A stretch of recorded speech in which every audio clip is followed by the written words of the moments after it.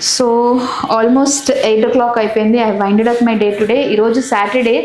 So usually అందరూ weekends కోసం wait చేస్తూ ఉంటారు. బట్ మా వీకెండ్ అయితే యూజువలీ చాలా బిజీగా ఉంటుంది. సాటర్డే చాలా హెక్టిక్గా ఉంటుంది. సో చాలామంది పేషెంట్స్ జస్ట్ నా కోసం చాలా దూరం నుంచి ట్రావెల్ చేసి వస్తూ ఉంటారు. సో వాళ్ళకి జస్ట్ ట్రీట్మెంట్ ఇవ్వడమే కాదు, నేను ప్రతిసారి స్ట్రెస్ చేసేది ఏంటి అంటే లైఫ్ స్టైల్ చేంజ్ చేసుకోండి. మనం ఎన్ని రోజులని టాబ్లెట్స్ తీసుకుంటాం, దేనికని ట్రీట్మెంట్ తీసుకుంటాం. ఈరోజు ఒక మోకాలు నొప్పులు వచ్చింది, ఒక స్పైన్ పెయిన్ వచ్చింది, దాని ట్రీట్మెంట్ తీసుకుంటాం. రేపు ఇంకో పెయిన్ వస్తుంది, what for that. So food హ్యాబిట్సే చేంజ్ చేసుకోండి, లైఫ్ స్టైల్ చేంజ్ చేసుకోండి అని ప్రతి పేషెంట్ చెప్తూ ఉంటాను.